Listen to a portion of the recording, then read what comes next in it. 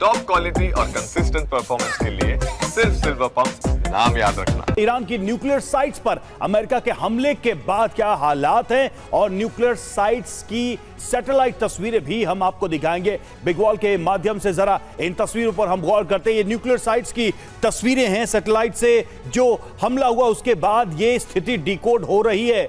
नातांज nuclear facility की तस्वीरें सबसे पहले हम आपको दिखा रहे हैं। हमले से पहले आप देखिए इस फैसिलिटी की ये सैटेलाइट तस्वीरें आपको दिखाई दे रही हैं और हमले के बाद की भी तस्वीरें दिखाई दे रही है। बताया जा रहा है कि हमले के पहले सब कुछ सेफ नजर आ रहा है, प्लेन नजर आ रहा है, लेकिन यहां पर हमले के बाद से एक बड़ा होल हुआ है। बंकर बस्टर बम का इस्तेमाल किया गया था GBU-57, जिसकी वजह से अंदर जाकर इस बम ने नुकसान पहुंचाया। फोर्डो न्यूक्लियर फैसिलिटी की बात करें तो सैटेलाइट तस्वीरें फोर्डो न्यूक्लियर फैसिलिटी के हमले से पहले और हमले के बाद की तस्वीरें सामने आई हैं। तो इस तरीके से 3 न्यूक्लियर साइट्स को अटैक किया गया था अमेरिका की तरफ से। उसमें ये सारे न्यूक्लियर जो फैसिलिटीज हैं उनकी तस्वीरें सामने। अब इस्फहान की भी तस्वीरें, हमले के पहले और हमले के बाद की तस्वीरें भी सामने आ रही हैं। कुल मिलाकर आप देखिए ये हमले के पहले की है और हमले के बाद आप देख सकते हैं कि यहां पर डिस्ट्रक्शन दिखाई दे रहा है। ये ब्लर सा जो आपको दिखाई दे रहा है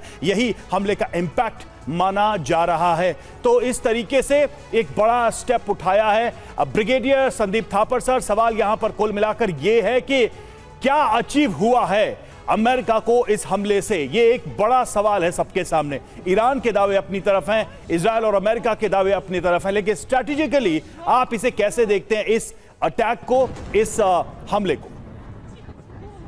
देखिए इसके बहुत पहलू हैं, मैं एक एक करके कोशिश करूंगा। पहले तो आप पिछले 2-3 साल से मेरे को जब भी मैं आपके स्टूडियो में आता हूं आप कहते हैं क्या हम वर्ल्ड वॉर 3 के कगार पे खड़े हैं।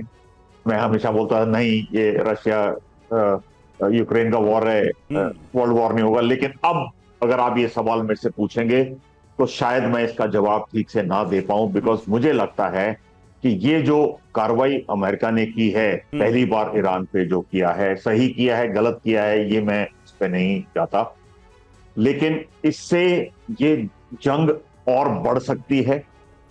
एक दूसरा जो ट्रंप ने किया है, ट्रंप जैसे हम जानते हैं एक मैवरिक लीडर है और उसके दिमाग में क्या आता है क्या करता है, वो कन्वेंशनल थॉट नहीं है। वो जो उसके दिमाग में आता है, जो समझता है कि ठीक है वो कर देता है, कॉन्सिक्वेंसेस की तो परवाह नहीं करता। अभी भी जो मेक अमेरिका ग्रेट जो पॉलिटिकल माहौल है अमेरिका में, कोई नहीं चाहता कि लड़ाई में जाए। और ट्रंप जीते भी लड़ाई हम लड़ेंगे नहीं, हम वर्ल्ड के प्रॉब्लम में घुसेंगे नहीं, उस ट्रस्ट पे आया था, लेकिन उन्होंने लड़ाई की। बहरहाल अब ये जो टारगेट हुआ है, अभी तो बहुत जल्दी है कहना कि क्या डैमेज हुआ है। ईरान कह रहा है कुछ खास डैमेज नहीं हुआ। कुछ मैंने फोटोएं कुछ चैनल्स पे आपके भी और चैनल्स पे देखी थी कि 2 दिन पहले कुछ ट्रक मूव कर रहे थे, 20-30 ट्रक उन जगह से कुछ सामान निकाल के मूव कर रहे थे। तो हो सकता है प्री वार्निंग ईरान को मिली हो और उन्होंने यूरेनियम या और जो एसेंशियल एलिमेंट्स थे वहां से मूव कर दिया हो।